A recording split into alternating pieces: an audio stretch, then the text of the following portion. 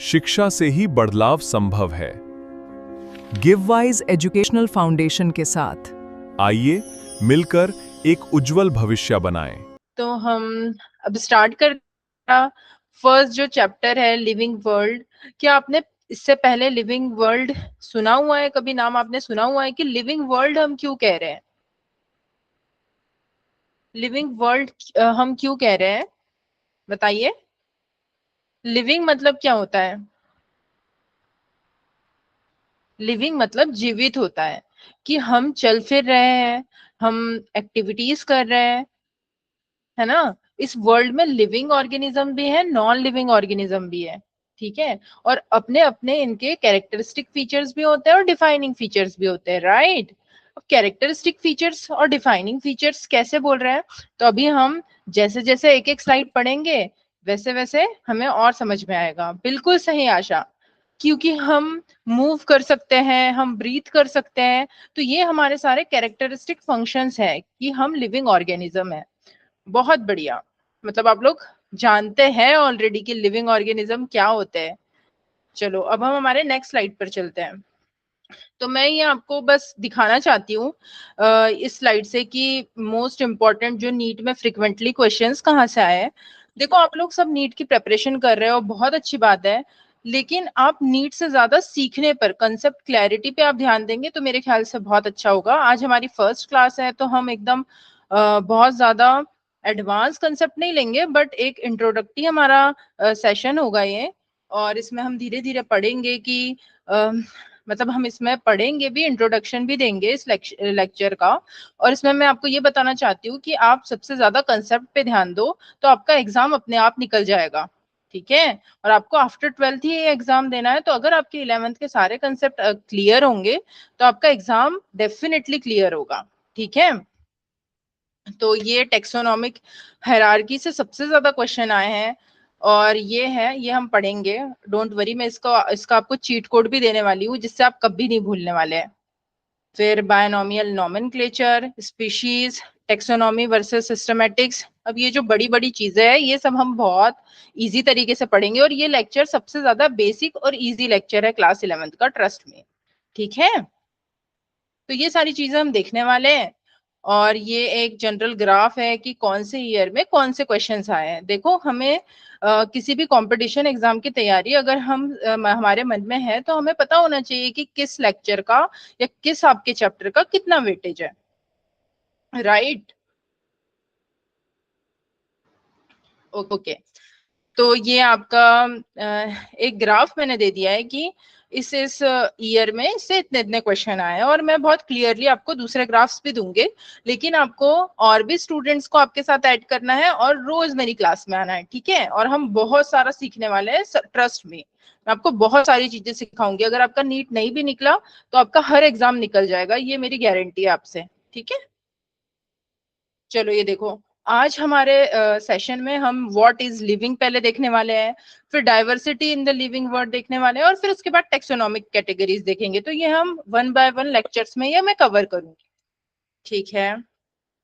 अब देखो what is living, तो मैं आपसे पूछ रही थी कि लिविंग क्या होता है, बताओ। हाँ, आपने आप में से कुछ लोगों ने ऑलरेडी मुझे बता दिया है कि लिविंग क्या होता है। देखो लाइफ एक यूनिक कॉम्प्लेक्स ऑर्गेनाइजेशन है मॉलिक्यूल्स का। अब मैम आप मॉलिक्यूल्स क्यों कह रहे हो? भाई देखो हमारा जो, हम भी एक तरीके से सेल से मिलकर बने हुए हैं। ये आपको बेसिक तो थोड़ा थोड़ा पता होगा, क्लास 9th में आपने सेल चैप्टर पढ़ा हुआ होगा, और क्लास 10th में भी हम इसके बारे में बात करते हैं। तो हमें इतना तो पता है कि सेल से हम बने हुए हैं, लेकिन सेल्स के भी अंदर सेल किससे मिलकर बनी है, ये भी तो एक क्वेश्चन आता है ना। तो सेल्स जो है वो मॉलिक्यूल से मिलकर बनी हुई है, एटम से मिलकर बनी हुई है। आप लोग केमिस्ट्री में पढ़ोगे ये सारी चीजें कि एटम्स क्या होते हैं, मॉलिक्यूल्स क्या होते हैं, बट हमें अभी उतना केमिस्ट्री में नहीं जाना है, हमें हमारे बायोलॉजी तक सीमित रहना है। तो क्या होता है, लाइफ एक unique complex organisation of molecule है जो express through the chemical reaction which leads to. अब यहां से सबसे इंपॉर्टेंट पॉइंट आता है गाइस, कि उसका कैरेक्टरिस्टिक क्या है। ग्रोथ होना, डेवलपमेंट होना, रिस्पॉन्सिवनेस होना, एडेप्टेशन एंड रिप्रोडक्शन, ठीक है। मैम ग्रोथ क्या होती है? आप में से कोई बताना चाहेगा कि ग्रोथ क्या होती है गाइस? बताइए ग्रोथ क्या होती है। मैं आपसे जानना चाहूंगी कि आपको ग्रोथ, आप क्या समझते हैं ग्रोथ से? चलिए बताइए, मैं आपके कमेंट्स देख रही हूँ। बताइए ग्रोथ क्या होती है भाई? देखो, आपके हेयर्स ग्रो कर रहे हैं क्या? बताइए, आपके हेयर्स ग्रो कर रहे हैं? Yes, very good, division of cells. ये तो बहुत ही अच्छी आपने बात बताई कि division of cells, cells continuously divide हो रही है, और डिवीजन का मतलब ही क्या हो रहा है कि उसमें ग्रोथ हो रही है। आप एक बात बताओ, आप जब छोटे थे तब आपका साइज स्मॉल था? जब आप छोटे थे तब आप छोटे थे ना? मतलब छोटे बच्चे कैसे होते हैं? आप छोटे थे, फिर अब बड़े हो रहे हो, तो आपकी सेल्स क्या हो रही हैं? आपके सेल्स में ग्रोथ आ रही है। ठीक है, अब एक छोटा बच्चा वो हमेशा छोटा ही तो नहीं रहता है, उसमें ग्रोथ होती है। एक प्लांट का आप एग्जांपल लो। एक प्लांट जो है, जब आप उसका सीड शोन करते हो, जब आपका बीज डालते हो आप सॉइल में, तब वो छोटा सा रहता है, नन्ना मुन्ना सा पौधा रहता है, फिर वो एक बड़ा ट्री का रूप ले लेता है। समझ रहे हो आप मेरी बात को? तो ये सारा क्या शो हो रहा है? आपका ग्रोथ, ये सब क्या शो कर रहा है? ग्रोथ। अब आप मुझे बताइए कि जो ये आपका ग्रोथ है, वो एक कैरेक्टरिस्टिक फीचर है या डिफाइनिंग फीचर है? मैं ये इसलिए कैरेक्टरिस्टिक और डिफाइनिंग फीचर पे जोर दे रही हूँ क्योंकि ये एग्जाम में पूछा जाता है। ठीक है, आपके नीट में इससे क्वेश्चंस आए हुए हैं। तो बताइए, ग्रोथ एक डिफाइनिंग, क्या आप बोल सकते हो कि जिस चीज की ग्रोथ हो रही है वो मैम श्योर लिविंग ऑर्गेनिज्म ही है?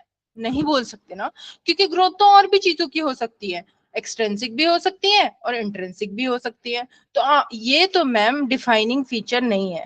आप ग्रोथ को लेकर ये नहीं कह सकते कि ये आपका, ग्रोथ को लेकर आप ये नहीं कह सकते कि ये हर किसी में ये एक डिफाइन कर देगा कि अगर ग्रोथ हो रही है तो लिविंग ऑर्गेनिज्म है। आप बताओ, ये आपको समझ में आया या नहीं, या फिर मैं एक और बार एक्सप्लेन करूं? बताइए चंद्रमुखी, आशा, श्रिया, बताइए बताइए। मैं बहुत इजी तरीके से भी आपको कर सकती हूँ। अब आप देखो, हेयर्स लो, आपके हेयर्स देखो, आपके पास, सबके पास हेयर्स होंगे आई गेस। अब आपके हेयर्स देखो, ये ग्रो होते हैं, बट ये लिविंग है क्या? क्या आपके ग्रो लिविंग है? क्या आपके हेयर्स जो है वो लिविंग है? क्या आपको रोज इसको खाना खिलाना पड़ता है? बताइए बताइए। नहीं ना। तो जो ग्रोथ है वो कोई भी डिफाइन नहीं कर रहा है कि लिविंग ऑर्गेनिज्म। अब मैं आपको बताती हूँ कि डिफाइनिंग फीचर क्या होता है। देखो, डिफाइनिंग फीचर वो होता है ना स्टूडेंट्स, कि जो लिविंग, सारे लिविंग ऑर्गेनिज्म में प्रेजेंट होनी चाहिए वो property, present in all living organism, मतलब सारे के सारे जितने भी जीवित जीव है उसमें ये प्रेजेंट होनी चाहिए, ये प्रॉपर्टी सब में होनी चाहिए। तो हम उसको क्या कहेंगे? डिफाइनिंग प्रॉपर्टी कहेंगे। ठीक है, अब समझ में आया? अगर आपको नहीं समझ में आया तो मैं उतने बार समझाऊंगी, लेकिन आपको एक्टिवली पार्टिसिपेट करना होगा कि नहीं मैम मुझे ये समझ नहीं आया, क्योंकि मैं आपको बहुत बार बता दूंगी, लेकिन एक बार आपको ये कंसेप्ट समझ नहीं आया ना, तो फिर वो हमेशा के लिए नहीं समझ में आएगा। इसलिए अगर आपको कोई भी डाउट होता है तो बिल्कुल फ्रीली, एकदम मैं आपकी बड़ी बहन जैसी हूँ, आप मुझसे हर चीज शेयर कर सकते हैं अगर आपको कोई भी चीज समझ नहीं आती है तो। ठीक है, अब डेवलपमेंट, अब डेवलपमेंट में देखो, अगर आप लिविंग ऑर्गेनिज्म हो तो आप में डेवलपमेंट हो रहा है। कैसे डेवलपमेंट हो रहा है? आपके, आपका जो है वेट बढ़ रहा है, आपका साइज बढ़ रहा है, आपके अंदर चेंजेस आ रहे हैं, आपके अंदर सेकेंडरी सेक्सुअल कैरेक्टर्स का डेवलपमेंट हो रहा है। तो भाई डेवलपमेंट तो हो रहा है। ठीक है, तो डेवलपमेंट हो रहा है, तो ये भी क्या है? एक लिविंग ऑर्गेनिज्म की प्रॉपर्टी है। चलो बहुत बढ़िया। अब एक रिस्पॉन्सिवनेस, ये बहुत जबरदस्त चीज है, और इसको मैं आपको बहुत इंटरेस्टिंग तरीके से बताऊंगी। ठीक है, अब रिस्पॉन्सिवनेस, अब क्या कभी आपने स्नैक देखा है क्या? बताओ चंद्रमुखी, सिया, कभी देखा है स्नैक? सांप देखा है भाई? किस किसने सांप देखा है? बताइए बताइए, कमेंट में किस किसने सांप देखा है? अब देखो, जो स्नैक होता है ना, अब वो अचानक से आपके सामने आ जाए तो आप क्या वहीं खड़े रहोगे? नहीं मैम, आप कैसी बातें कर रहे हो, हम तो खड़े नहीं रहेंगे, हम तो भाग जाएंगे वहां से, हमारे तो पसीने छूट जाएंगे। तो ये जो आपका इंस्टेंट रिएक्शन है, अब देखो, अब आपने कोई गलती करी, आप गए मम्मी के पास, ठीक है, आपने गलती करी, अगर मम्मी ने आपको 10 रुपीज दिए है तो आपने वो 10 रुपीज की चॉकलेट ले आए। अब उसके बाद, अब क्या आप मम्मी के सामने खड़े रहेंगे? आपका रिस्पॉन्स कितना तेज जनरेट होगा कि यार अब मम्मी मारेगी, मुझे जल्दी से यहाँ से हट जाना है, अब हमको स्नैक बाइट करने वाला है तो हमको जल्दी से वहां से भाग जाना है। तो ह्यूमन बींग्स की या किसी भी ऑर्गेनिज्म की, सिर्फ ह्यूमन बींग्स नहीं, हमसे ज्यादा तेज जो होता है सेंस ऑर्गन किसके डेवलप होते हैं, एनिमल्स के डेवलप होते हैं। उनको पता होता है कि जैसे जो शेर जिन एनिमल्स का शिकार करता है ना, वो इतने ज्यादा एक्टिव होते हैं कि उनको बहुत जल्दी पता लग जाता है कि हमारा कोई शिकार करने आने वाला है, तो वो तुरंत वहां से भाग जाते हैं। तो ये रिस्पॉन्सिवनेस हम सबकी एक प्रॉपर्टी है, और ये भगवान ने हमें बहुत अच्छी प्रॉपर्टी के साथ भेजा है, तो ये एक बहुत अच्छी प्रॉपर्टी है। और हाँ, हम इसको कैरेक्टरिस्टिक, मतलब ये एक डिफाइनिंग फीचर है। समझ में आ रहा है? ये तो भाई एक डिफाइनिंग फीचर है। तो ग्रोथ डिफाइनिंग फीचर नहीं है, कंप्लीटली नहीं है, हाफ हम इसको कह सकते हैं। जो रिस्पॉन्सिवनेस है, ये तो हम इसको डिफाइनिंग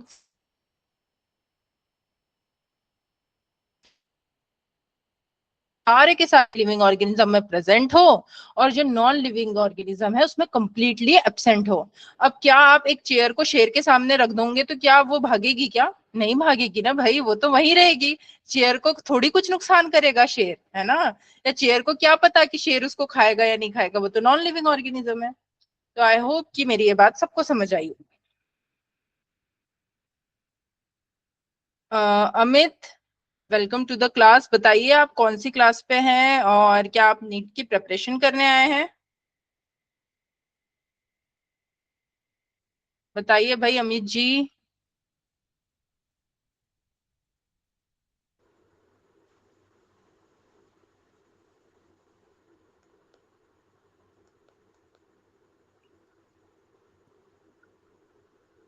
तो एक बार डेफिनेशन आप लोग दे, और एक आपको एक और बात बता दूं इससे पहले, डेफिनेशन से पहले, रिप्रोडक्शन वाली। अब बताइए, रिप्रोडक्शन तो देखो, ऐसा नहीं है कि रिप्रोडक्शन एक डिफाइनिंग प्रॉपर्टी है। डिफाइनिंग प्रॉपर्टी क्यों? कुछ कुछ ऑर्गेनिज्म रिप्रोडक्शन नहीं करते। अब आप मुझे एग्जांपल बताएंगे सब लोग कि कौन कौन से ऑर्गेनिज्म जो है वो रिप्रोडक्शन नहीं करते हैं। बताइए,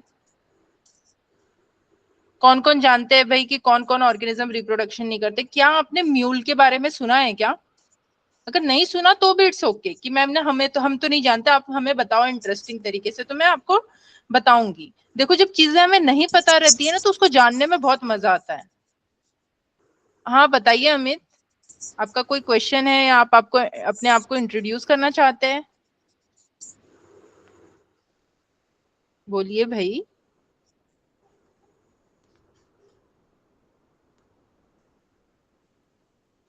Amit, am I audible to you? Hi ma'am, मैं अमित नहीं, मेरा नाम खुशी है। अरे खुशी, खुश हो बेटा तुम? Yes ma'am. खुश रहना। ओके, तो बताइए, आप नीट की प्रिपरेशन करना चाहती है? Yes ma'am. और आप कौन सी क्लास में बेटा? 11th। ओ वेरी गुड। तो हम लोग ना लिविंग और मतलब लिविंग वर्ल्ड, आपका जो फर्स्ट चैप्टर है ना उसको पढ़ रहे हैं। ओके, तो अभी हमने यस मैम। बहुत, मतलब बहुत कम चीजें ही पढ़ी है। और मैं अभी आपको डेफिनेशन बताऊंगी, और आपको कुछ भी नहीं समझ में आता है तो let me know. Okay okay, तो अनम्यूट कर लो और आप ध्यान से सुनो, और आपको कुछ भी नहीं समझ में आएगा तो कमेंट बॉक्स है और आप बता सकते हैं, ठीक है? Okay ma'am. Okay, that's good. तो चलो भाई, खुशी के साथ एकदम खुश खुश होके हमारा लेक्चर वापस से कंटिन्यू करते हैं। और आप सभी लोगों को एक चीज ध्यान रखनी है भाई, अपने सारे दोस्तों को लेकर आओ यहाँ पर। ऐसा नहीं है कि ये फ्री है तो फ्री है, बट आपको अच्छी फैकल्टीज ही पढ़ाएगी, चाहे वो कोई भी फैकल्टी हो, ठीक है? तो आपको आपके सारे फ्रेंड्स को लेकर आना है। अगर आपको कुछ नहीं समझ में आता है, या फिर आप पहले देखिए आज का लेक्चर, फिर हम बात करेंगे इसके बारे में, ठीक है? चलो, तो हम बात कर रहे थे कि living organism is a self replicating, evolving and self regulating interactive system capable of responding to a external stimuli. देखो, आप में से कुछ बच्चे हिंदी मीडियम के भी होंगे, मैं आपको एकदम जनरल लैंग्वेज में समझा रही हूँ कि जो हिंदी मीडियम वाले बच्चे हैं, अगर इनकेस कोई है तो आप भी इन टर्म्स को, अभी आप 11th क्लास में हो, तो तो आपको अभी से इन वर्ड्स की आदत डाल लेनी चाहिए। मैं ऐसा क्यों कह रही हूँ बच्चों, क्योंकि जब आप मेडिकल का कोर्स करेंगे आगे, सारी मोस्टली बुक्स इंग्लिश में होती हैं। आप कब तक हिंदी ट्रांसलेशन करेंगे? ठीक है, 11th 12th में नीट में आपको हिंदी में पेपर मिल जाएगा, लेकिन उसके आगे की जो लाइफ है वो अगर इंग्लिश नहीं आती है तो बहुत मतलब बहुत स्ट्रगल करना पड़ेगा। तो मुझे लगता है कि ये सबसे अच्छी एज है आपकी सीखने की। तो अगर आपको कुछ नहीं आता है तो आप चैट जीपीटी, आजकल इतने सारे सोर्सेज है, आप तुरंत डाल के देखिए, ठीक है? तो आपको मतलब ऐसा नहीं है कि कंप्लीटली आप हर एक चीज को हिंदी में पढ़ेंगे। अब वो जमाना चला गया है। अब आप लोग जेनजीज हो, अल्फा जेनजीज हो, तो आपको बहुत स्मार्ट होना पड़ेगा, ठीक है? तो मैं आपको क्लियर कर दे रही हूँ, क्योंकि हमारे साथ के भी जो बच्चे जिन्होंने नहीं दिया ध्यान, वो बहुत पीछे रह गए। तो बस यही एक चीज आपको नोट बताना था। तो ऐसा मत सोचो यार कि आप लोगों को इंग्लिश नहीं आती तो आप पीछे हो, आप बिल्कुल पीछे नहीं हो, और सीखने की यही सही उम्र है। ओके, तो इसी के साथ, ओ सॉरी, मैं एक आपको बीच में बताना भूल गई। जो हम रिप्रोडक्शन की बात कर रहे थे, तो मैं कह रही थी कि रिप्रोडक्शन एक डिफाइनिंग फीचर नहीं है। और डिफाइनिंग फीचर का मतलब क्या होता है स्टूडेंट्स? मैं तीसरी बार रिपीट कर रही हूँ, अब तो आपको याद हो गया होगा। और आप कमेंट सेक्शन में अब आप बताइए कि क्या होता है डिफाइनिंग फीचर। अभी हमारे कुछ स्टूडेंट्स नए जुड़े हैं, तो मैं उनको वापस बता देती हूँ। देखो, कोई भी जो डिफाइनिंग फीचर होता है ना स्टूडेंट्स, उसका मतलब क्या होता है कि वो सारे लिविंग ऑर्गेनिज्म में प्रेजेंट हो, किसी में भी एब्सेंट नहीं हो। समझ में आ रहा है बच्चों? सारे लिविंग ऑर्गेनिज्म में जो प्रॉपर्टी हो, उसी को हम डिफाइनिंग फीचर कहते हैं। अब मैम, रिप्रोडक्शन डिफाइनिंग फीचर क्यों नहीं है, आप हमें बताइए क्यों? क्योंकि जो खच्चर होता है ना, जो लोग जो पहाड़ी इलाके में, आप लोगों ने कभी केदारनाथ यात्रा वगैरह के बारे में सुना होगा, तो वहां बहुत सारे खच्चर होते हैं। वो खच्चर किससे मिलकर बने होते हैं? वो हॉर्स और डंकी का एक हाइब्रिड मॉडल होता है। ये साइंटिस्ट ने बनाया था ताकि इजी हो सके, है ना? तो ये उनका एक एक्सपेरिमेंट था, जिससे एक खच्चर बना जिसको हम म्यूल बोलते हैं। तो वो स्टेराइल होता है, मतलब वो रिप्रोडक्शन नहीं कर सकता, ठीक है? उसमें उसके अंदर रिप्रोडक्शन की प्रॉपर्टी नहीं है, लेकिन उसके बाद भी वो लिविंग तो है। और हमने डिफाइनिंग प्रॉपर्टी का मतलब क्या देखा? कि वो सारे लिविंग ऑर्गेनिज्म में प्रेजेंट होती है, जो सबको डिफाइन करे। तो रिप्रोडक्शन तो नहीं कर रहा है, म्यूल तो भाई रिप्रोडक्शन नहीं कर रहा है, वो तो एक स्टेराइल ऑर्गेनिज्म है, और वो तो लिविंग भी है। तो ये जो प्रॉपर्टी है रिप्रोडक्शन, ये बिल्कुल भी नहीं शो कर रही है डिफाइनिंग, क्योंकि ये सारे लिविंग ऑर्गेनिज्म तो है, बट रिप्रोडक्शन वो नहीं कर रहा है। तो आई होप अब मैं बहुत अच्छे से आपको समझा दी हूँ कि क्यों रिप्रोडक्शन एक डिफाइनिंग प्रॉपर्टी नहीं है। बहुत बढ़िया। चलो, अब नेक्स्ट आपका लाइन पढ़ते हैं कि ये मैंने आपको लाइन पढ़ दी है कि एक लिविंग ऑर्गेनिज्म क्या होना चाहिए? सेल्फ रेप्लिकेटिंग होनी चाहिए। कैसे सेल्फ रेप्लिकेटिंग? क्या आपने अमीबा अमीबा के बारे में सुना है? भाई, ये अमीबा तो हर जगह आता है मुंह उठा के। ये एक एसेक्सुअल ऑर्गेनिज्म है, इसको तो हर कोई जानता है, क्योंकि इसका एक स्लीपर लाइक स्ट्रक्चर होता है। और हमको, जो हम बचपन से इसके बारे में पढ़ते आए हुए हैं मैम, आप इसके बारे में तो हमें मत बताइए, क्योंकि हम तो सच में पढ़ते आए हुए हैं इससे बचपन से। मैंने कहा ठीक है भाई, नहीं बताती, लेकिन एक चीज तो बताऊंगी कि इसके अंदर सेल्फ रेप्लिकेटिंग प्रॉपर्टी होती है। जैसे कि देखो, एक, एक से दो, ठीक है? क्या आप लोगों ने सेल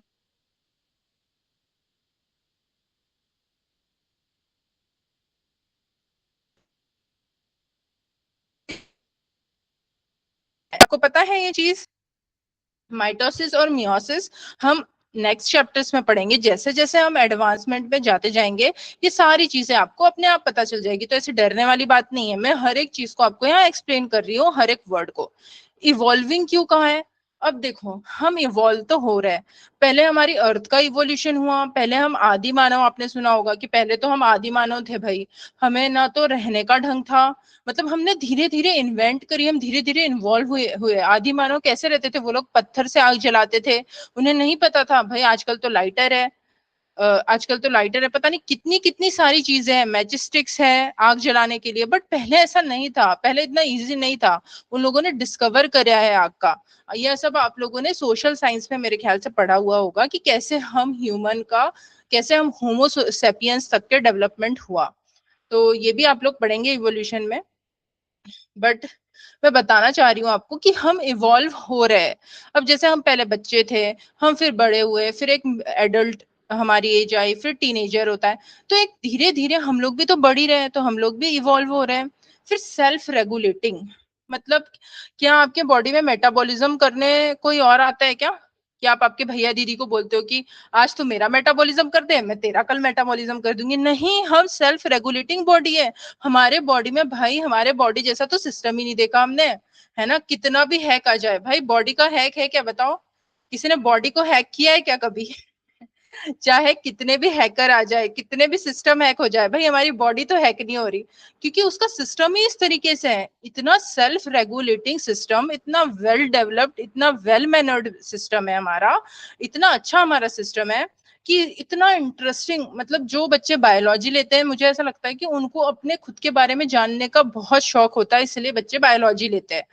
सबसे अच्छी बात, डॉक्टर बनना, बाकी चीजें बनना तो एक अलग चीज है, बट खुद के बारे में जानना कि कैसे हमारा डेवलपमेंट हुआ, कैसे हम लोग चल फिर रहे हैं, कैसे हम लोग देख रहे हैं, कैसे हम लोग सांस ले रहे हैं, ये सारी चीजें हम लोग जानते हैं। ठीक है, तो सेल्फ रेगुलेटिंग आपको समझ में आया कि सारी मेटाबॉलिक एक्टिविटी, सारा कि आप लोगों को सुनाई कैसे दे रहा है, मैं बोल रही हूँ आप लोगों को सुनाई कैसे दे रहा है, इसके अंदर भी प्रॉपर्टीज है, कितनी फंक्शनिंग चल रही है अंदर ही अंदर, है ना? हमारे न्यूरॉन्स काम कर रहे हैं, हमारी मसल सेल्स काम कर रही है। Got you got my point? Okay. अब इंटरेक्टिव सिस्टम क्या मुझे बताने की जरूरत है? बताइए। आप आपके फ्रेंड से इंटरेक्टिव होते हैं, टीचर स्टूडेंट से इंटरेक्टिव होते हैं, जैसे मैं आपसे इंटरेक्शन कर रही हूँ, तो ये आपका इंटरेक्टिव सिस्टम हो गया।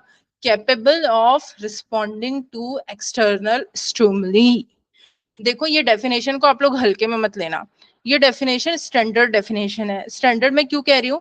जिसने ये डेफिनेशन समझ ली ना, उसको सारा लिविंग वर्ड समझ आ गया। मैं ऐसा क्यों कह रही हूँ? क्योंकि इसमें सब कुछ है, जो मैं आगे आपको पढ़ाने वाली हूँ वो सब कुछ का सार है ये।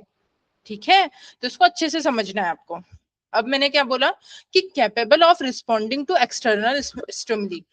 अब मान लो कि बादल गरजे, भाई बादल गरजते नहीं है कि बच्चे अपना मतलब सब सब लोग अपना कान बंद कर लेते हैं, अब और भी चीजें करते हैं, बट पहले तो अपना कान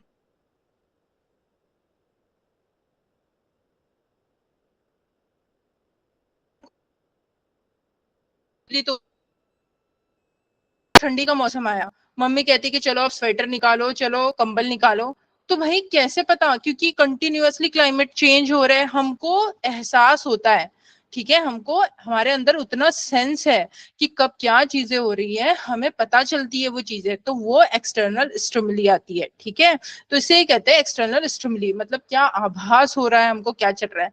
तो आप में से कोई ऐसा है क्या कि कुछ भी हो जाए कोई फर्क ही नहीं पड़ता? ऐसे कुछ बच्चे होते हैं जिनको दुनिया में कुछ हो जाए उनको कोई फर्क ही नहीं पड़ता। आप में से कितने बच्चों को पता है कि असम में अभी इतना बड़ा फ्लड आया हुआ था? पता है? किस किस को पता है? बताओ जल्दी, बताओ। मैं देख रही हूँ भाई आपके कमेंट्स, बताइए जरा, किस किस को पता है कि असम में जो है फ्लड आया है? बताइए बताइए।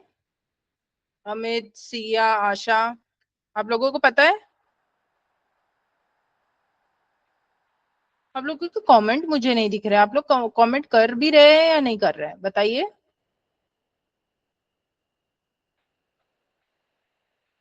आप लोगों को नहीं पता कि आसाम में फ्लड आया हुआ है?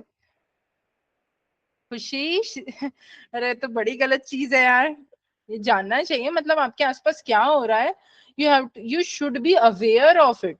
अब चलो, किस किस को ये पता है कि प्रोटेस्ट हुआ था हमारे इंडिया में? पता है आप लोगों को? कुछ प्रोटेस्ट जैसा हुआ था, ये पता है कि ये भी नहीं पता है? अगर पूछ लिया जाए आपसे कि किसी सेलिब्रिटी कब कौन सी मूवी आने वाली है, तो यहाँ पे हर एक बच्चा मुझे बताएगा कि कौन सी मूवी कब आने वाली है, बिल्कुल अप टू डेट रहेंगे, है ना?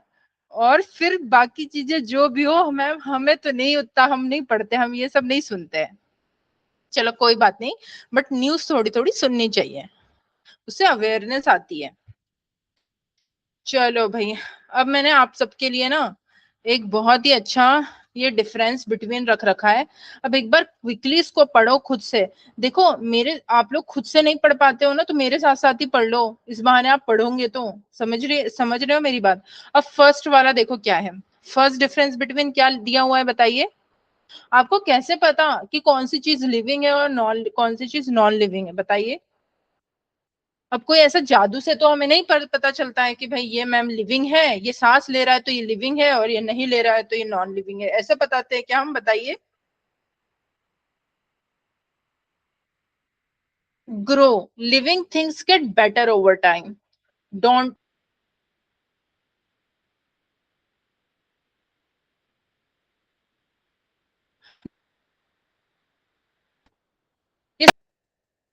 टेबल हो गया, चेयर हो गया, का डॉल हो गया, जो आपने बचपन से खरीदा वो उतनी थी ना भाई, किस किस की डॉल बड़ी तो नहीं हो गई।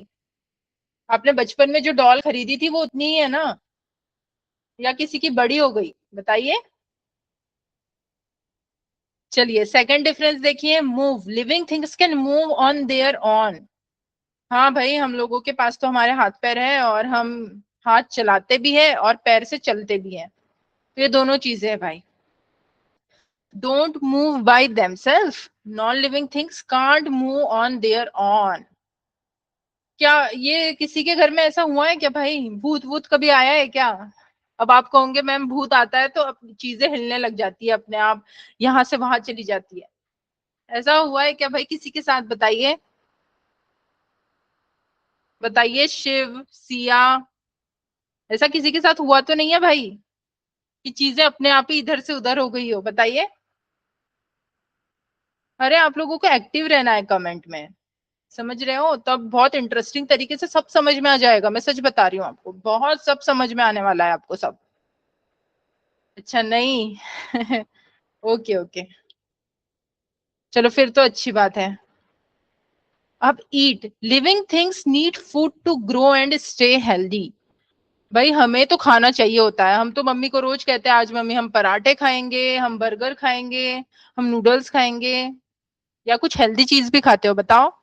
हेल्दी चीजें खाना चाहिए। देखो स्टूडेंट्स, अभी देखा ना कितनी सारी चीजों में मिलावट हो रही है, तो हमेशा हमें अच्छा खाना खाना चाहिए। घर का, आप घर की चीजों को अवॉइड करते हो, बट बाहर उतना अच्छा खाना नहीं है, मतलब बहुत गंदे तरीके से बनाते हैं वो लोग। यस, हाँ कभी कभी बाहर का चलता है, बट डेली नहीं खाना चाहिए, क्योंकि बाहर बहुत गंदगी होती है, उनके रेस्टोरेंट्स वगैरह में भी बहुत ज्यादा रेट चल रही है। तो एज अ टीचर मैं खुद भी नहीं खाती हूँ बाहर का, तो मैं आपको भी यही कहूंगी कि आप भी मत खाइए ज्यादा बाहर का, कभी कभी तो चलता है। ठीक है, जैसे हमारा एक चैप्टर कंप्लीट हो गया, आपके क्वेश्चंस बन गए, तो उस दिन खा लेना, ठीक है। रिप्रोड्यूस, अब देखो इसका नॉन लिविंग क्या है, don't eat, non living things do not need food. देखो हम जब छोटे होते थे तब हमारे साथ साथ लड़कियां खासकर अपनी डॉल को भी खिलाती थी ना, बताओ कौन कौन खिलाता था खाना, कि मेरी डॉल खाएगी फिर मैं खाऊंगी। बट ऐसा कुछ नहीं होता, नॉन लिविंग थिंग्स कभी खाना वाना नहीं खाती। Reproduce, living things can make more their own food. जो लिविंग थिंग्स होती है ना, वो क्या करती है, अपना खुद फूड खुद से बनाती है। जैसे प्लांट्स होते हैं, प्लांट्स भी लिविंग थिंग्स है, वो अपना खाना खुद से बनाते हैं with the help of photosynthesis. बहुत बढ़िया। और हम लोग प्लांट पे डिपेंड होते हैं अपने फूड के लिए। हम क्या होते हैं, हेट्रोट्रॉफिक होते हैं, और जो प्लांट्स होते हैं वो ऑटोट्रॉफिक होते हैं। ठीक है, ये क्वेश्चन बहुत जगह पूछते हैं, आपको ये जो मैं बोल रही हूँ उसको भी ध्यान रखना है वो चीजों को। Very good Shiv. देखो don't make more themselves, non living things can't have babies, और मोर मतलब ये लोग कुछ रिप्रोड्यूस वगैरह नहीं करते हैं। ठीक है, हमारे अंदर जो जितने भी लिविंग थिंग्स होते हैं वो रिप्रोड्यूस करते हैं। आपने देखा होगा बिल्ली, बिल्ली के बच्चे होते हैं, डॉगी के बच्चे होते हैं, है ना। आप बताइए डॉगी के बच्चे को क्या कहते हैं। और यस, तो ये छोटे छोटे लिटिल लिटिल पपीज यहाँ आपको दिखाई दे रहे हैं, और जो लॉयन होती है, टाइगर होते हैं, इन सब के बच्चे होते हैं भाई। तो लिविंग ऑर्गेनिज्म में रिप्रोड्यूस की प्रॉपर्टी होती है, ऐसा नहीं कि सारे लिविंग ऑर्गेनिज्म रिप्रोड्यूस कर सकते हैं, बट ये एक प्रॉपर्टी है, जैसे हमने इसके बारे में पहले ही बात कर ली है। चलो अब ये देखो, जैसा कि मैंने कहा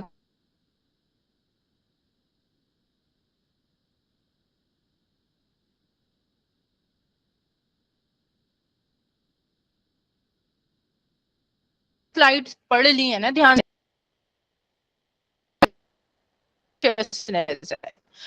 तो हमने ऑलमोस्ट ग्रोथ को देख लिया है बच्चों, ठीक है, हमने ऑलमोस्ट ग्रोथ को देख लिया है, हमने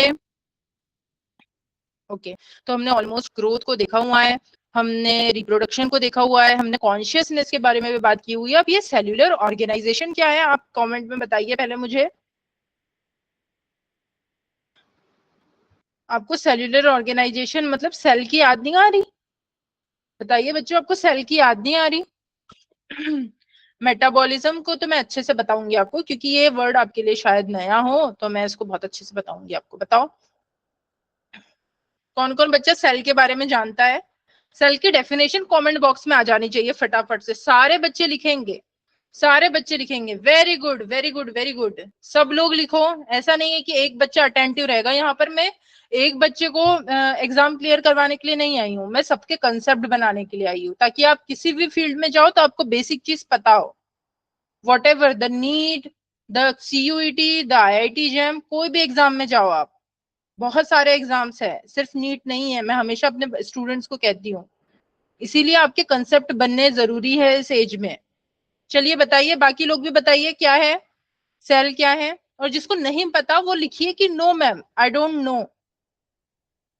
चलिए बहुत बढ़िया, बताइए, सारे स्टूडेंट्स बताएंगे कि जिनको नहीं पता वो लिखो नो मैम। लिखिए भाई कमेंट बॉक्स में लिखिए, मैं सबके कमेंट्स देख रही हूँ।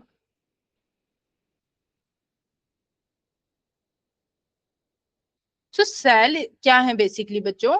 सेल एक ढांचा है। ढांचा मैं क्यों कह रही हूँ, मान लो ये आपकी एक सेल है, ठीक है, अब ये एक बेसिक, हम इसको क्यों बेसिक यूनिट क्यों कहते हैं? जैसे कि शिव बोल रहा है कि भाई मैम ये तो एक बेसिक यूनिट है। वेरी गुड सिया, सिया ने भी बताया कि सेल एक बेसिक बेसिक स्ट्रक्चरल यूनिट है, तो मैं अब यही बता देती हूँ। और अंशु कहाँ है भाई? अंशु, आपको नहीं पता बेटा सेल क्या है, तो आप लिखो नो मैम। जिनको नहीं पता, मतलब अगर जो कमेंट नहीं कर रहे हैं, मैं समझ रही हूँ कि उनको नहीं पता। ओके, आपको जितना भी पता है, जो भी पता है, आपको एक वर्ड भी पता है, आप बताओ, ठीक है।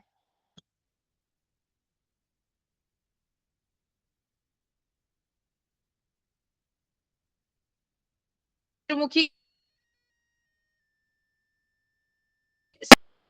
आप बेसिक वर्ड का यूज कब करते हो कि यार मैम हमको तो बेसिक से पढ़ा दो आप, या फिर मेरा तो बेसिक ही क्लियर नहीं है?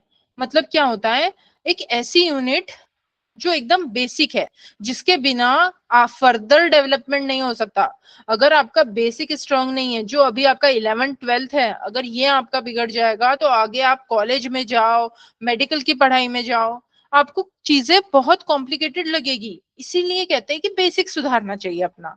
तो ऐसे ही सेल भी हमारा, यस वेरी गुड आशा, जैसे कि ब्रिक्स। अब एक एक ईंटों को जोड़ के ही तो पूरा घर बनेगा ना भाई। एक वॉल कैसे फॉर्मेशन होती है, एक एक ईंटों को हम जोड़ते जाते हैं with the help of cement, और हमारी वॉल तैयार हो जाती है, फिर हमारा घर तैयार हो जाता है। नहीं, पहले तो वॉल तैयार होती है, फिर रूम तैयार होता है, फिर हमारा घर तैयार हो जाता है इवेंचुअली।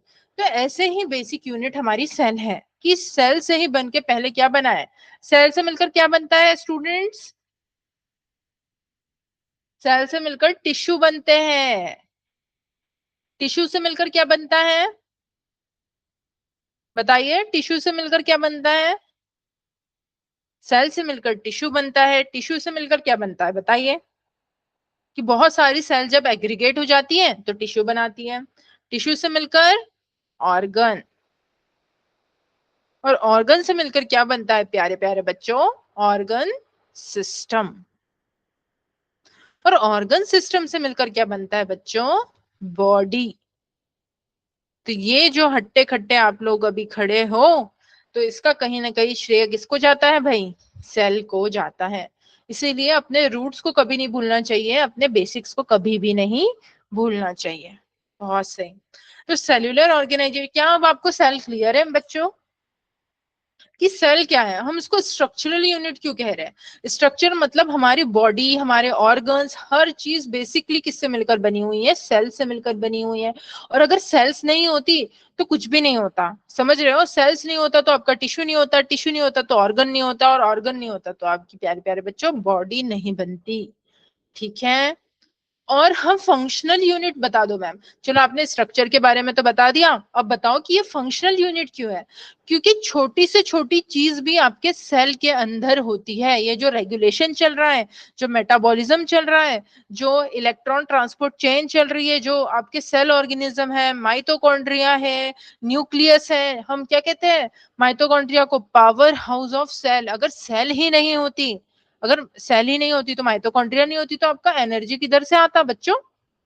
अगर मैं कहूँ न्यूक्लियस ही नहीं है तो आपका डीएनए कहाँ होता? जिससे जो आपका डीएनए क्या होता है, एक जेनेटिक, आपका जेनेटिक मटेरियल होता है डीएनए हर किसी इंडिविजुअल का। आपकी इंडिविजुअलिटी किससे आती है? डीएनए से आती है ना? जो आपका जेनेटिक मटेरियल होता है तो वो नहीं होता। तो आप मेरी बात समझ रहे हो कि सेल कितना इंपॉर्टेंट है? मतलब सेल्स तो वेरी वेरी आईएमपी है भाई। अगर हमें बायोलॉजी को कहीं से शुरू करना है तो इसीलिए हम कहते हैं कि हमें सेल से शुरू करना चाहिए, क्योंकि उसके बिना तो कुछ नहीं है। तो I hope, yes, deoxyribonucleic acid is a DNA. Very good, very good. मतलब बच्चों को आती है चीजें। चलो, अब मैं जिस चीज के बारे में बात कर, अब आप क्विकली ना एक बार मुझे इस ये डेफिनेशन आप पढ़ो खुद से, और मैं 1 मिनट में आपसे पूछ रही हूँ कि आपको क्या समझ में नहीं आया इसमें। आप खुद से पढ़ो एक बार। इसमें से ऐसा कौन सा वर्ड है जो आपको समझ में नहीं आया हो? चलो मैं आपके लिए एक बार पढ़ भी देती हूँ, और आप बताना मुझे कि मैम हमें ये समझ में नहीं आया। Growth, all living organism can undergo the process of growth and development that result in an increase in mass and number of cells. Multicellular organism grow by cell division. The growth of plant and animal take place with the help of cell division. In case of plants, the cell division occurs throughout their life, while in case of animals, the cell division occur up to certain age. देखो मैं ये clarify कर दूं, जो plants होते हैं ना बच्चों, जो प्लांट्स होते हैं कि थ्रू आउट उनके लाइफ में सेल डिवीजन करते ही रहते हैं, करते ही रहते हैं, करते ही रहते हैं। ठीक है, सेल डिवीजन भी करते रहते हैं। और हमने क्या हुआ कि the cell division occurs throughout their life. In case of animal, the cell division occurs through a certain age. क्योंकि हमें एक एज के बाद, आपने आपकी दादी को देखा है? किस किस के घर है अपनी दादी है भाई? जिनके यहाँ पे दादी है वो अपनी दादी से खूब प्यार करा करो, क्योंकि जो ग्रैंड पेरेंट्स होते हैं वो बहुत अच्छे होते हैं यार। मतलब मेरे ग्रैंड पेरेंट्स तो बहुत अच्छे हैं। मैं आपको बताऊं कि अगर आप डेली डेली मेरे साथ जुड़ोगे तो मैं आपको बहुत अच्छी अच्छी चीजें भी बताऊंगी, बट हाँ, आपको हमेशा रिस्पेक्ट करनी चाहिए अपने ग्रैंड पेरेंट्स की। और like, this is matter guys, humanity matters the most. Okay, तो देखो आपने आपके ग्रैंड पेरेंट्स की बॉडी देखी होगी कि कैसे झुलस जाती है। क्यों झुलस जाती है एक एज के बाद? हम देखो हमारी सेल्स जो है ना ग्रोइंग है, हम डिवाइड, वो कहते हैं ना कि हम लोग तो अभी नया खून है, पेरेंट्स कहते हैं कि आप लोग नया खून हो। ठीक है, तो नया खून, हमारी सेल्स देखो, आप अपने हाथों को देखना और कभी अपने दादी के हाथों को देखना, हमारी सेल्स जो है वो कंटिन्यूअसली डिवाइड हो रही है, हमें ग्रोथ हो रही है, हमारी हाइट बढ़ रही है, हमारे हेयर्स बढ़ रहे हैं। तो एक सर्टेन एज तक क्या होता है, हमारे अंदर बहुत ज्यादा सेल डिवीजन होता है, बहुत सारी सेल ग्रोथ होती है। फिर उसके बाद में ये नंबर कम होने लगता है धीरे धीरे। ठीक है, ये सारी चीजें धीरे धीरे कम होने लगती है। और जो प्लांट है ये थ्रू आउट उनकी लाइफ में डिवाइड करते रहते हैं, करते रहते हैं, करते रहते हैं। ठीक है, और उसके बाद इवेंचुअली उनकी डेथ हो जाती है। हमने देखा ना कुछ के बाद उसके अंदर अगर न्यूट्रिएंट की कमी हुई या कोई डिसीज हुई तो फिर वो मर जाते हैं। ठीक है, और and then the cells lose their capacity to divide. ये मैंने जो आपको बताया। बताओ इसमें से आपको कोई डाउट है क्या? किसी भी स्टूडेंट्स को कोई डाउट है क्या इस पैराग्राफ में? हमने सब पढ़ा है इसमें से। ग्रोथ का मतलब क्या होता है कि मास का बढ़ना, तो नंबर का बढ़ना, ये सब हम बात कर चुके हैं। बताइए कमेंट बॉक्स में, बताइए कि ग्रोथ आपको क्लियर है। देखो यही सबसे क्वेश्चन बनेंगे, यही सबसे क्वेश्चन बनेंगे स्टूडेंट्स। आपको जो चीज बहुत इजी भी लगती है, आपको सारी चीजों को अच्छे से पढ़ना है, क्लियर तरीके से पढ़ना है। एनसीईआरटी में दिया है, मतलब पढ़ने का है। चलो बताओ दूसरे। शिव, चंद्रमुखी चली गई है क्या भाई? अमित मतलब खुशी, खुशी कहाँ है हमारी? खुशी आपको क्लियर है? कर रही हो?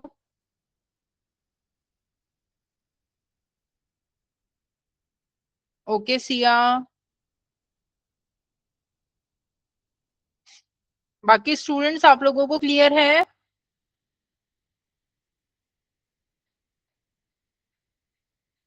ठीक है, मैं वेट करूंगी, आप लोग मुझे जरूर बताइए कि आपको भी समझ में आया है कि नहीं है। ठीक है, अब मैं, अच्छा चलो, अब मैंने इतना बता दिया तो एग्जांपल्स भी मैं बता देती हूँ आपको।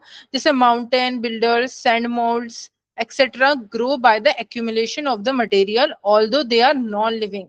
देखो जो माउंटेन्स होते हैं ना, ये जो माउंटेन्स होते हैं, जो सैंड माउंट्स होते हैं, सैंड माउंट्स कहाँ होते हैं, आप कहाँ देखोगे इसको, जो जैसे राजस्थान वगैरह जो डेजर्ट्स वगैरह होते हैं ना, वहां पे सैंड माउंट्स बनते हैं।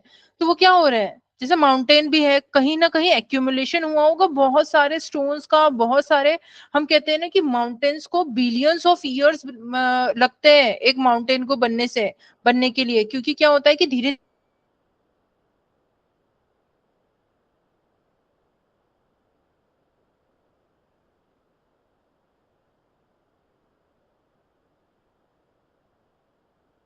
धीरे पूरे माउंटेन का पेपर में आ सकते हैं। ये जो पूरा ये आपका ये जो स्लाइड है ना, ये बहुत इंपॉर्टेंट है, इसीलिए मैं चाह रही हूँ कि आपका क्रिस्टल क्लियर हो एक एक पॉइंट। आप ये मत सोचना कि टाइम लग रहा है, देखो टाइम लगने दो। अगर आपको आज के आज ये चैप्टर का 100% मतलब इसमें से आपने 80% भी ग्रैप कर लिया ना, तो आपसे क्वेश्चन बनेंगे। ठीक है, तो आप ये मत सोचना कि यार ये पढ़ा रहे तो ये आएगा या नहीं आएगा। आप प्रीवियस ईयर क्वेश्चन पेपर देखो, और आपके बुक में दिया है, मतलब सारी चीज इंपॉर्टेंट ही है। ओके, चलो मेटाबॉलिज्म आज पढ़े या फिर कल पढ़े बताइए। वैसे हमारे पास है और टाइम, हमारे पास 10 to 15 मिनट्स है। आप बताइए आपको आज पढ़ना है या नहीं। देखो मूवमेंट के बारे में मैंने आपको बता दिया है कि जो लोकोमोशन होता है, आपको पता है ना लोकोमोशन, अमीबा भी लोकोमोशन करता है। ठीक है, बैक्टीरिया, जो आपके बैक्टीरियाज होते हैं, छोटे छोटे छोटे जो बैक्टीरिया होते हैं, वो भी लोकोमोशन करते हैं। तो इनके अंदर भी लोकोमोशन की प्रॉपर्टी है, हमारे अंदर भी मूवमेंट की प्रॉपर्टी होती है। ठीक है, प्लांट्स करते हैं क्या भाई मूव? प्लांट्स नहीं करते। तो ऐसा नहीं है कि सारे लिविंग, हम ऐसा नहीं कह सकते कि मूवमेंट है तो सारे लिविंग ऑर्गेनिज्म में होना ही चाहिए। कुछ लिविंग ऑर्गेनिज्म मूवमेंट करते हैं और कुछ नहीं करते हैं। ठीक है,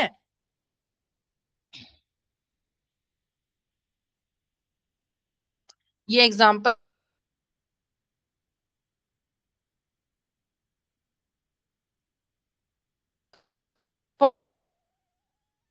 ये तो सारे आपको बताया कि ये डिफाइनिंग कैरेक्टरिस्टिक है ऑफ लिविंग ऑर्गेनिज्म। अब देखो यहाँ पर आया, मैंने क्या बताया था कि डिफाइनिंग फीचर क्या होता है, जो सारे लिविंग ऑर्गेनिज्म में प्रेजेंट होना चाहिए। तो सेल्स सारे लिविंग ऑर्गेनिज्म में प्रेजेंट होती है, इसलिए defining characteristic of living organism है। Since all the living organism are made up of cells that help to performing various cellular functions resulting the growth and development, जो हमने बात करी, रिप्रोडक्शन, मेटाबॉलिज्म, ये सब क्यों होता है? सेल से। क्योंकि अगर ये सेल नहीं रहेगी तो ये सारी प्रॉपर्टीज किसी काम की नहीं है, इसीलिए सेल एक डिफाइनिंग फीचर है स्टूडेंट्स। ओके,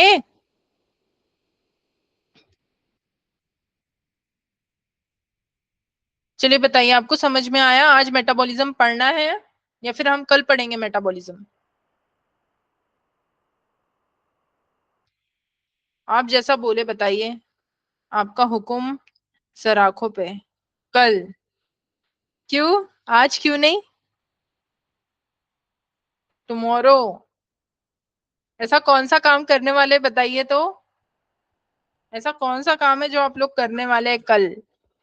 मतलब आप आज अभी क्या ज्यादा हो जाएगा? क्या ज्यादा हो जाएगा? बाकी आज की चीजें तो सब समझ में आई है ना? आज की सारी चीजें समझ में आई है, सेंसिटिविटी, सेल्यूलर ऑर्गेनाइजेशन। अब आप मतलब कोई भूलेगा तो नहीं कि मैं, अगर मैंने कभी सेल्यूलर ऑर्गेनाइजेशन बोल दिया तो आपको समझ में नहीं आएगा कि सेल्यूलर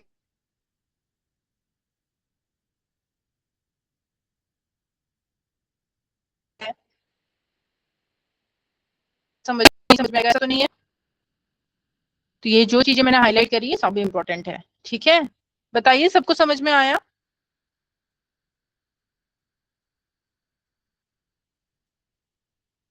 शिव, बताइए जितने भी स्टूडेंट्स प्रेजेंट हैं मुझे बताइए अब आप लोगों को समझ में आया या नहीं। सारा लेक्चर समझ में आया आप लोगों को? सारा? ओके शिव, शिया, आपको अच्छा लगा या नहीं लगा बताइए। ये आपका फर्स्ट लेक्चर था, अब मुझसे भी कुछ गलतियां हो सकती हैं। आप बताइए, मुझे कुछ इम्प्रूव करना होगा तो आप मुझे वो भी बता सकते हैं। मुझे ऐसा एकदम ऐसा टिपिकल टीचर टाइप नहीं पढ़ाना है कि मुझे ऐसा कि मैंने पढ़ा दिया और मुझे मुझे मेरे अंदर भी कुछ कमी हो सकती है गाइस। तो आप मुझे बता सकते हो कि मैम आप थोड़ा इस तरीके से पढ़ाना, उस तरीके से, क्योंकि मुझे टू वे कम्युनिकेशन चाहिए। और एक अच्छा कम्युनिकेशन करने के लिए या फिर एक अच्छा टीचर और स्टूडेंट का रिलेशन तभी बनता है जब आपस में एक्सचेंज होता है, ठीक है, थॉट्स का। सबको समझ में आया? चंद्रमुखी आप बताइए, आपको समझ में आया बेटा? चंद्रमुखी बताइए आपको समझ में आया? देखो यहाँ आप लोग कम लोग हो तो बहुत अच्छे से समझ सकते हो, हर एक चीज को अच्छे से समझ सकते हो आप, ठीक है। क्योंकि आप बड़ी बड़ी कोचिंग में भी जाओ, वहां पर एक क्लास में थाउजेंड और मे बी हंड्रेड स्टूडेंट्स होते हैं, और पूरे कोचिंग में 1000 से भी ज्यादा बच्चे होते हैं। तो वहां पर कंपैरेटिवली बड़ा मुश्किल हो जाता है। बट यहाँ पर आपको मैं हर एक चीज पूछ रही हूँ, आपको समझ में आया या नहीं, ठीक है। चलिए अब आप लोग भी आपका डिनर करिए, और हम लोग कल मिलते हैं फिर इसी टाइम पे, ठीक है। Bye bye. और आपके सारे जो फ्रेंड्स हैं उनको बताना है आपको इस बारे में। जितने ज्यादा स्टूडेंट्स होंगे ना गाइज, मेरा मोटिवेशन डबल होगा, ठीक है। क्योंकि मैं भी बहुत बिजी रहती हूँ, बट मैं आपके लिए टाइम निकालना चाहती हूँ, और मैं चाहती हूँ कि बहुत सारे स्टूडेंट्स आए हमारी क्लास में। Bye bye. आप आपके सारे फ्रेंड्स को बताइएगा जरूर, लेकिन ठीक है। आसपास जो भी तैयारी कर रहा है सबको बताइए, सबको लेकर आइए, ठीक है। क्योंकि फ्री तो है, ऐसा तो नहीं है कि कोई फीस देना है, ठीक है। Bye bye. Take care.